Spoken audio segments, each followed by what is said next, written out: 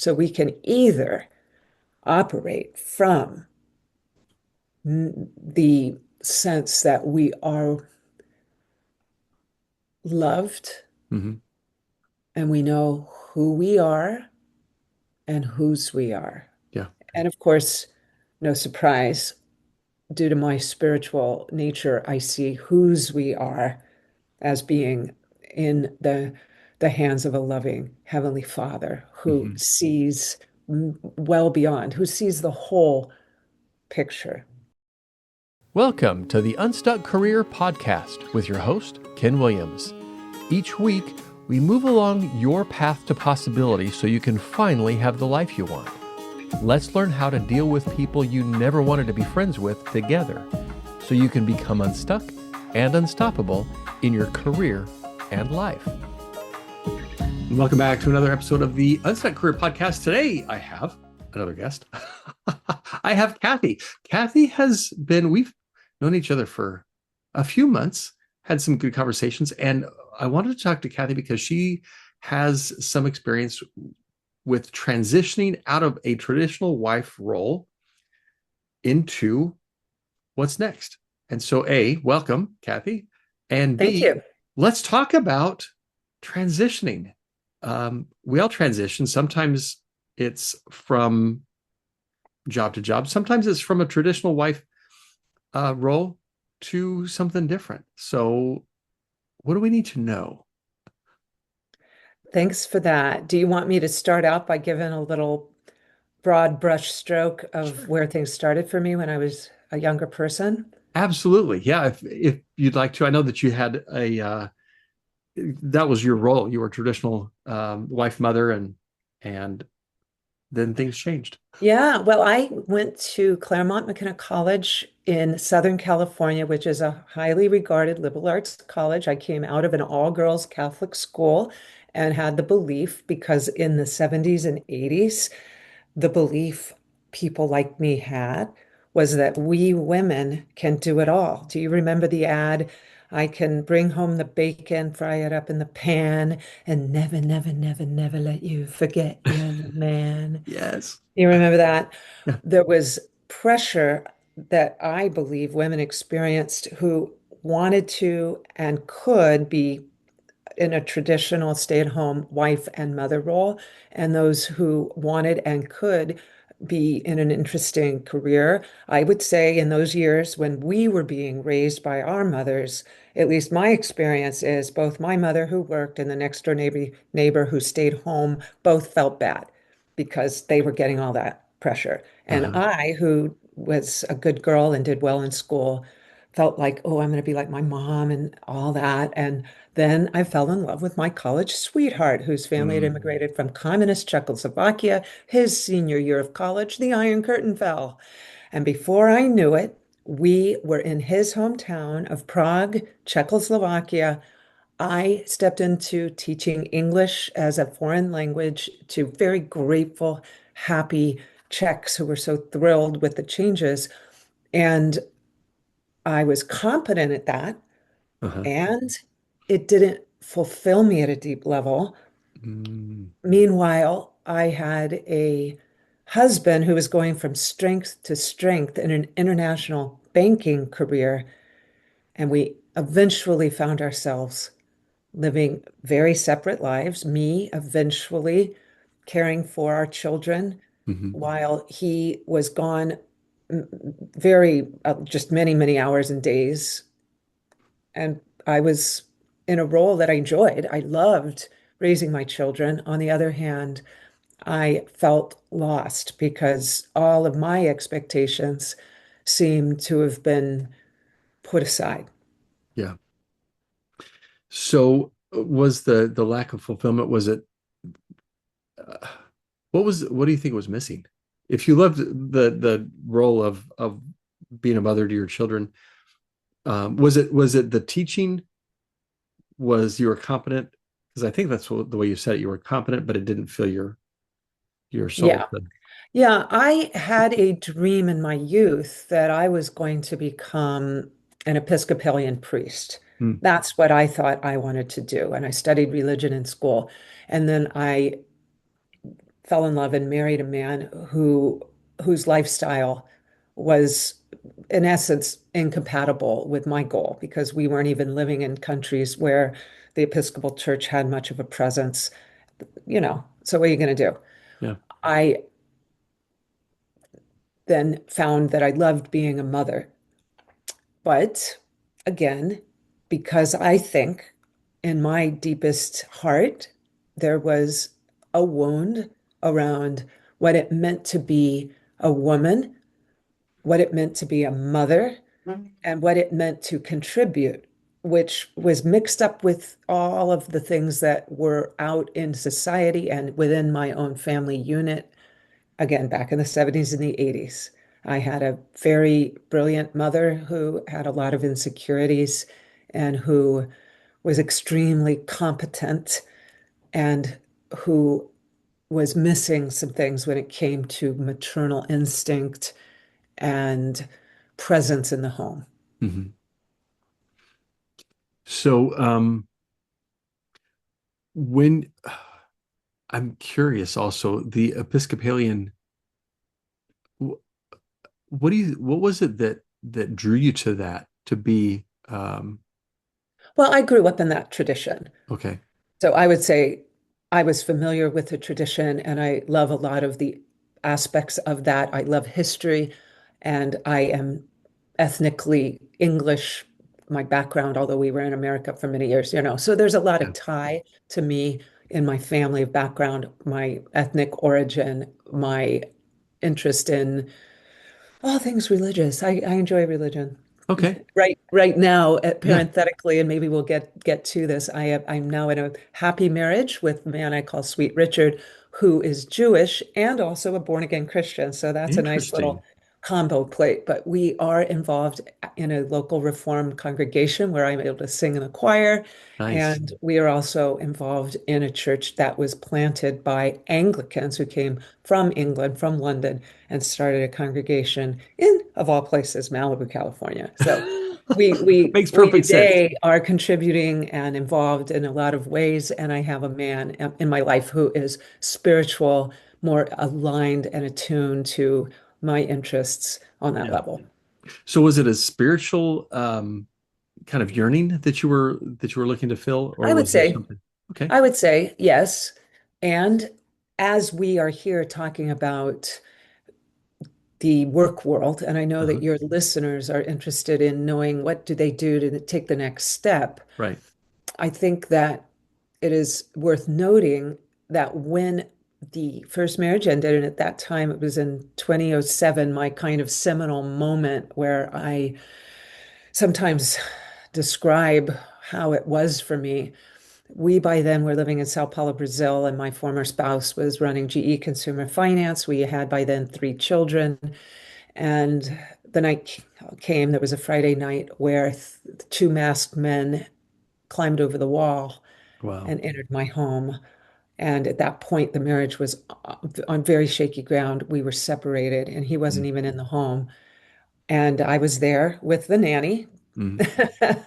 It was me and the nanny and 2 of the children. Thank God my oldest was at Boy Scouts. He did not experience the robbery. Wow. Just my 2 littles, who were 3 and 6, 7 years old at that time. They were present in the home. Mm, And then I was done because their father, my husband at the time, did enter the home. He was coming to see the children. Um, but later that night, after the police left, he left because mm. he had priorities that were more important to him than being with his family Yeah. at that time. And I realized, I have felt more afraid in this marriage than I felt with these guys that entered my home. Wow. And it had to do with I could manage that situation. I didn't believe that they were going to kill us. Most Brazilians are pretty nice, Yeah. even the criminals. There's a level of viciousness that it's not like we hear about Mexico in my Yeah. experience. And yeah, they robbed us. I drove them out in my armored car. How about Mm. that? my bulletproof car. I had these two Wow. guys and their guns in my car, and we drove along and passed the guard at the gate. And then I stepped out of the car and walked down the road to, as it was, the Anglican church where my son was having his Boy Scout meeting. Wow. And that was a seminal moment for me. It was the next, well, it was within months that the marriage really ended. And by the end of that school year, the children and I moved back to America. Their father wanted me to return to Prague to live alone while he took a job in Moscow. And I knew that the way that things are right now with him, they're not going to improve Yeah. if I go to Europe and I am fully in a position where I don't have any access to the kind of support that I'm going to have in my hometown of Thousand Oaks, where in fact Right. his parents lived, my parents lived, my sister lived. Oh, wow. And so I came back to Thousand Oaks, California at that time and began the journey of being a single mom of these three little boys. In 2008, we moved back. They were 10, 7, and 3. So I guess actually it was they were 2 and 6 at the time of the robbery. Okay. Yeah. So was that your first major transition from where you had been primarily, it sounds like, focused on raising kids, and now once the marriage starts to dissolve, then were you able to continue focusing on being a mother, or were you Yeah. moving more Yeah. into He was required to provide child support and he was willing to do that to an extent. And he was making quite a bit of money. Mm, And so for a period of time, things went well. We had another court interaction where I got quite a bit more support for a period of time because I learned that he wasn't being honest. And I had a reaction that if I were coaching the person who I was at that time with the 2020 hindsight that I have, mhm, I would really have wanted to help the woman I was at that time to move forward from a place of deeper healing. yeah. I was feeling very angry when I learned that he wasn't honest about the support that, because I was getting adequate support, but I also had fear that it would end. And Okay. I had, because, he could have ended it or whatever. And I had resentment when I learned that, in fact, he was making much more. And so instead of managing that with an awareness of his own brokenness and who he was and his priorities objectively as a kind of business decision, I approached it from a place of anger, resentment, and brokenness. Mm. So guess what happened, Ken? A few years later, he had quit the job we knew about and had renounced his U.S. citizenship so that Oh, it wow. was no longer possible to track his income.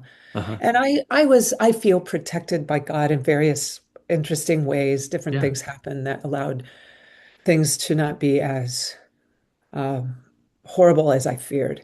Because Mhm. my fear was that he wouldn't care that we went totally broke, that his anger might have, just had me be like so many American single moms or single moms around the world Yeah. who are abandoned, truly abandoned by the father of the children and who are left stranded. I felt like he might not care about that, but that's not really true. That's not true to who he is. And if I could have, again, objectively, from a business decision point of view, considered that, and I would have chosen differently, and I think I would have had, yeah, things would have seemed different. I would have made better choices and decisions about money, so on and so forth. And so this is my word. The word has it, Ken, that trad wives, like every human, Uh-huh. need to be on a journey of inner healing and adjustment so that when those transitions happen, and they will, we transition just because of maturity and things of that sort. We Hmm. transition because outward things occur that have us responding or reacting because of work, the economy, Hmm. or those kind of things, or people in our family, or so on. Sometimes our bodies fail us for a season or even permanently. Hmm. All of this happens, and we are constantly in a state of transition. So we can either operate from the sense that we are loved Hmm. and we know who we are and whose we are. Yeah. And of course, no surprise, due to my spiritual nature, I see whose we are as being in the hands of a loving Heavenly Father who Hmm. sees well beyond, who sees the whole picture. Yeah. So that is kind of a basis. And with that, I would like to consider some of the things that someone is who is a trad wife, some of the hidden pitfalls Hmm. of that. Would that be something that might interest some of your Yeah, I think people? so because the thing that I'm thinking is I think it's really easy, and I'm thinking my mom was a traditional wife, um, raised. I'm the oldest of six, raised us all, and even though she didn't go back into the workforce, there are transitions that happen. There's always going to be some kind of a transition that comes up. You transition from kids at home to no kids at home. You're an empty nester. Mm, In her case, she transitioned from what she thought was going to be a retirement with my dad to he had a stroke that exposed his dementia, and so she became a caregiver. And caregiver. then after he passed away, now she's a widow with the a very different life than what she had assumed would be the case. And so the transitions that I've seen with people, even if it's not necessarily moving from job to job, I suspect that there are ways that you can prepare for, approach those types of transitions, regardless of what it actually looks like. I agree.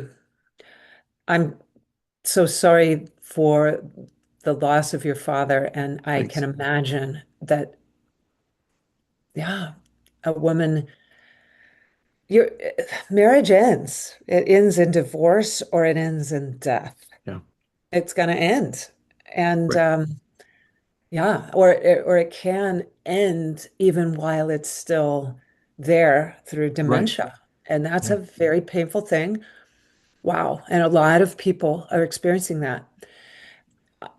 This is what I would say to women who are in a traditional role at the moment, who are considering things. They're looking at things.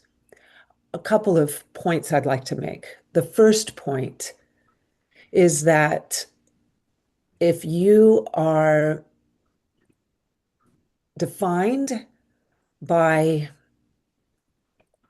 the identity that, gee whiz, things are great, hold that lightly Hmm. and consider looking at that objectively. God bless you if, in fact, that is fully true. We hear from you, Ken, that it was true in your parents' case. And then mom found that she was married to a man now who had declining mental health and Hmm. so on. So things can shift. That's one thing. And I will tell you something else that I discovered is it was important while I was married to my former spouse to feel good about something that frankly was not ever really happy because we were not aligned deeply. We were Hmm. living parallel lives. And I, again, learned I'm not feeling safe here. I'm not feeling like he's got my back. Right. Um, yeah, just because anybody, or, I would give another example, another point of view. Let's say you have a girlfriend and she's always bragging about her wonderful situation. And in comparison, you are feeling, oh, gee whiz, I don't feel so good. Don't necessarily look at it that way. Just listen, Hmm. because it could be there's something there. And so it doesn't matter. Never compare yourself to others. Compare yourself to who you are best expressing as yourself in this world at this moment. And it is absolutely true that the most important work that a husband and wife do is raising the next generation of humans who step into adulthood with as much sense of love, security, and positivity that they can conjure up. Yeah. A lot of parents don't get that. They're hard on their children. And I have to confess, that was true of me. I got better as I went along. I would say my youngest son had a different mother altogether than his oldest brother had. Hmm. And what do I do about that? I can only sincerely ask for forgiveness Right. when I have recognized that. You have to recognize it and you Right. have to be willing to be vulnerable and honest. And your children or your spouse, depending on who you've hurt through whatever way that you were not fully there, present, or adequate, Uh-huh. they have a they have a choice and a freedom to forgive you. And we hope that that happens because I don't know whether this comes up in your algorithmic feed on TikTok, but in my feed, I get a lot of parental alienation Uh, stuff. And my heart goes out to those families because life is too short for that. yeah. It is too short, and it's unfortunately sometimes we don't realize that it's too short until we realize that it's too short. Something Mhm. happens, the transition is forced upon us, or the situation changes.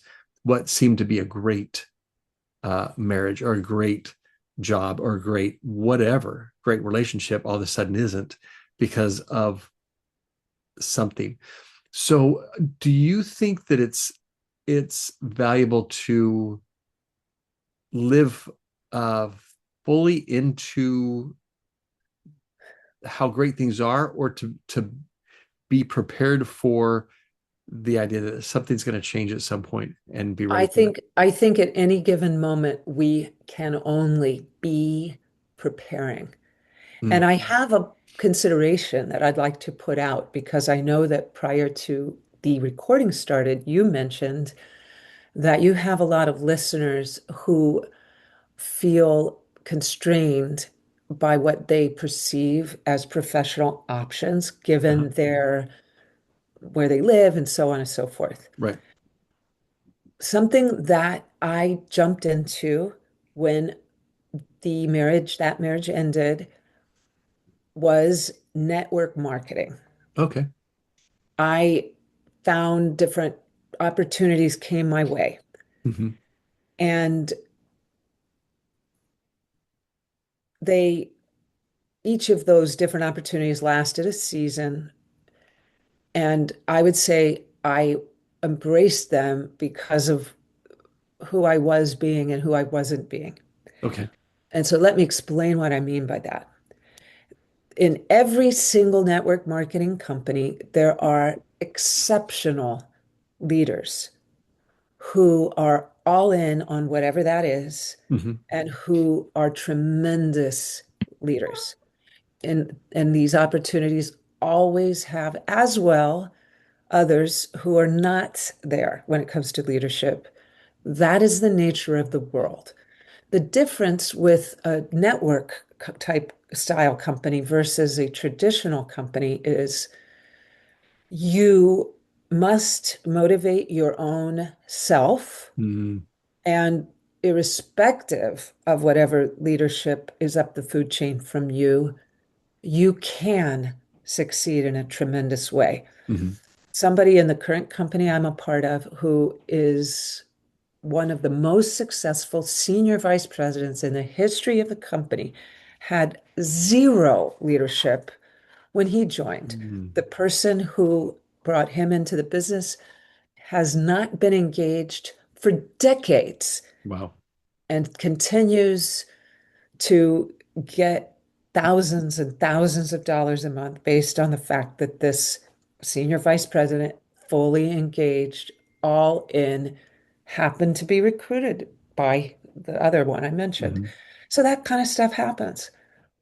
And that is a big challenge in terms of personal development. Um, it's a great place for personal development.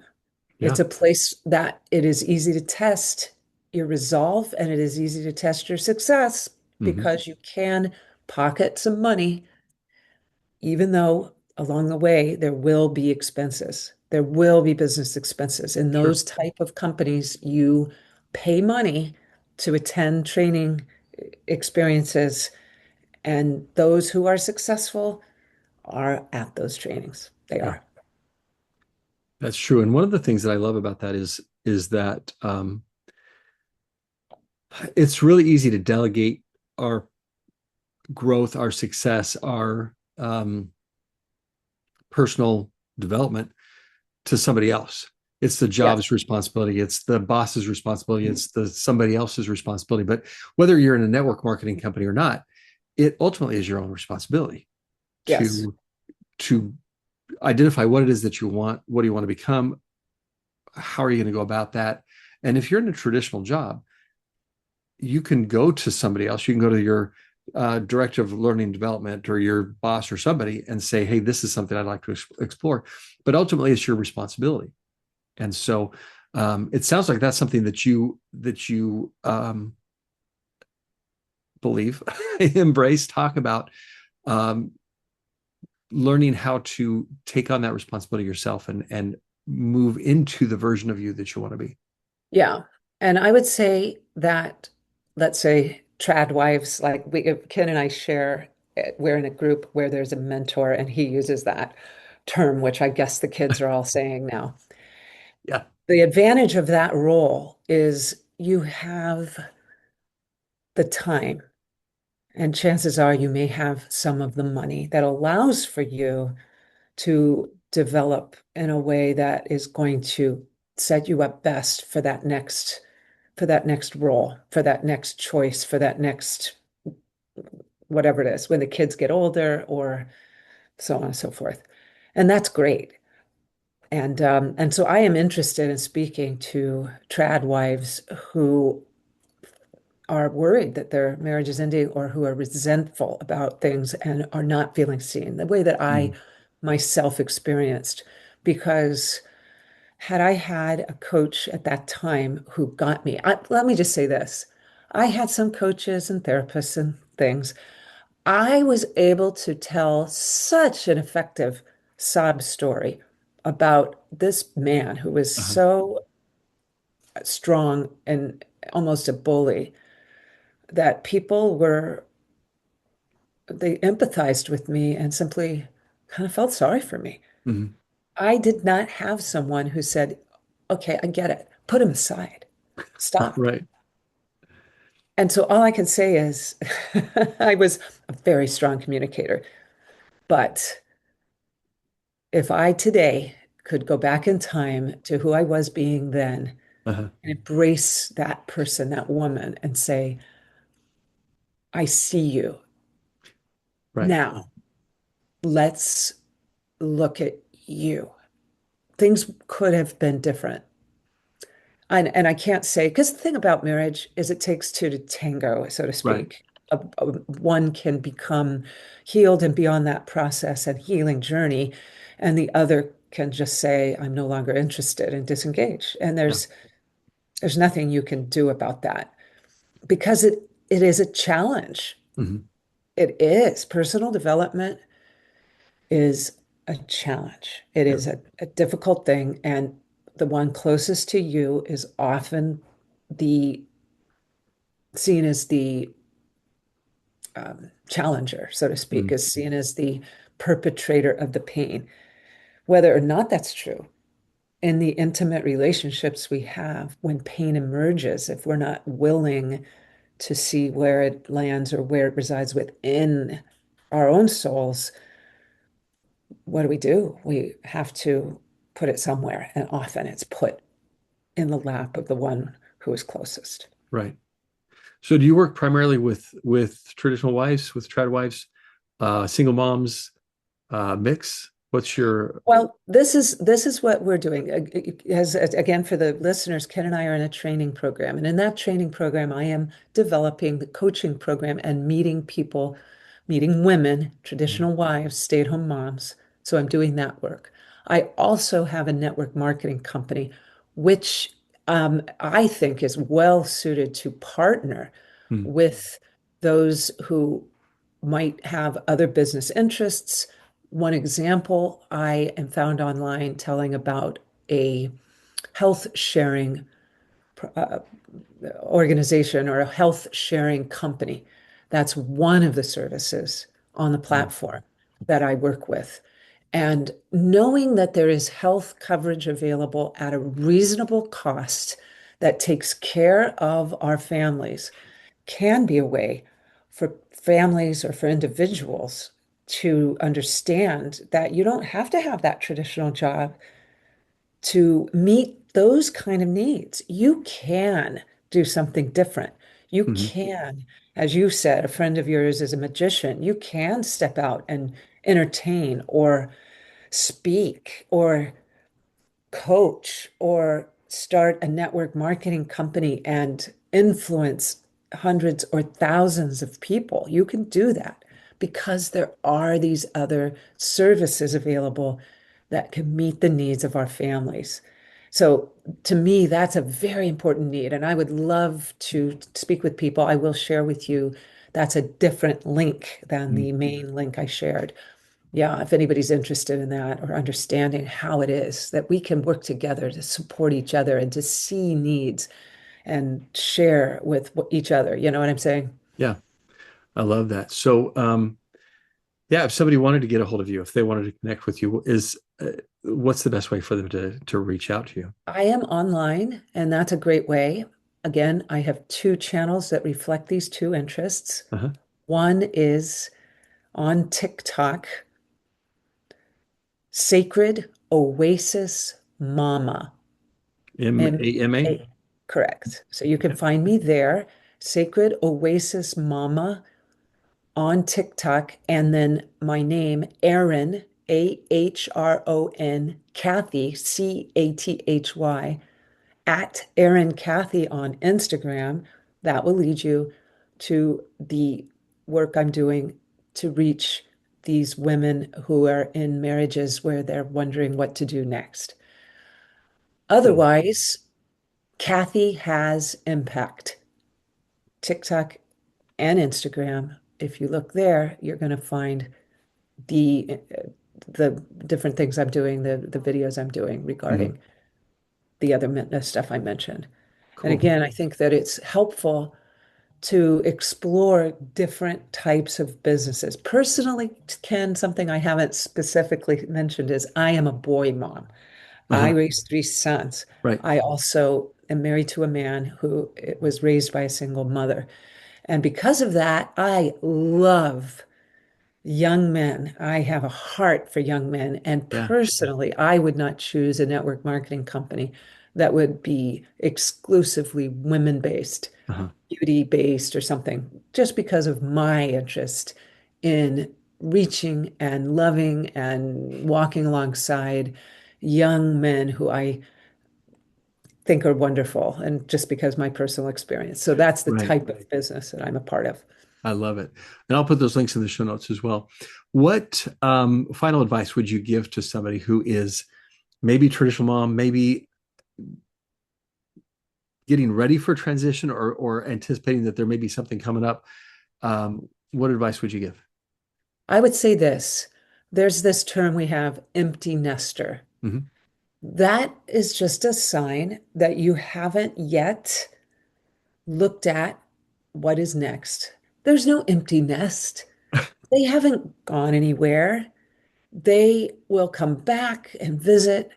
You, my friend, are meant now between your children leaving and your grandchildren being embraced by you and having those loving times with your family. You are so valuable. And it's possible that you do not need to make money if you're in this type of traditional life. Hmm. But of course, we know, Ken, many people do need to make money. Right. If you are someone in that transition, wherever you land, know that you are a servant, you are serving, you are loving, and you may be doing that through creation, through creating community, through marketing ideas of others. But you may be someone who is emerging as your own voice. Hmm. And that is a scary place, Ken, is It it is very, not? it's very Because scary. you have become a very influential voice in the space that you have joined and entered. As a coach, you are changing lives of people who turn to you. And it's possible that people might find that they have something, they feel a yearning to step out. And I will say, if that is you, know that that is real. Yeah. And also recognize that along the path, you will walk through seasons of healing because you cannot bring to that next session, time, space, what you used to be back in the day. Right. You will step into something new, and there's going to be a season. It's going to feel awkward. It won't fit well. Ken, this Yeah. is this world that we're in. It never fits well. My 91-year-old Exactly. father, it's not fitting for him Yeah. in his life. He's looking around and he has some dementia and he's sometimes confused and he doesn't feel comfortable all the time. He yearns for something else. Hmm. In my belief system, we are yearning for our permanent home Yeah. where we are being created. We are co-creators in this realm Right. with our loving Heavenly Father. That's my belief. And I know that we cannot be satisfied until that final transition. And so we don't have to be afraid. Yeah. We are not missing anything. I love that. I love that. This has been great. I'm going to put those links to your social profiles in the show notes so people can reach out to you that way. Perfect. Thanks so much for taking the time, telling us a little bit about your story and the things that we can look for as we have either on the horizon that we see or on the horizon that we don't see the opportunities for transitions into something new and different. And Ken, if I can mention one final thing, Mhm. if there is anyone in the sound of this podcast who says, "Oh my goodness, she's speaking right to me. I feel lost. I am in a marriage and I don't know what's happening." There is a checklist that I created, and my invitation to you is to reach out to my website,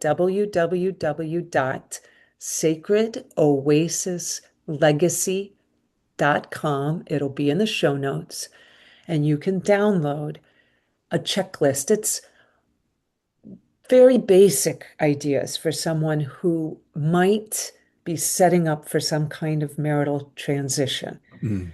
And whether, even if you're satisfied that your marriage is not ending, if you do not feel 100% certain that in the event your husband didn't come home tomorrow because something, Mm. if you don't feel 100% certain that you understand all the things that are needed, please check out that checklist Yeah. because it might give you some ideas to just have conversations with your husband so that the two of you are set up, prepared, understanding one another's concerns and needs, and being ready to be the best couple, the best individuals that you can be. So even if you yourself aren't dissatisfied. I love it. Thanks so much for sharing that. Thanks for taking the time, and we'll talk to you soon. Thanks for listening. We'll be back next week. Great, Ken. Thanks. Get back to the work you love, where you face less stress, gain more happiness, and live into your purpose. Let me help you become unstuck and unstoppable so you can finally have the life you want. Head over to my website to connect with me at kenwilliamscoaching.com.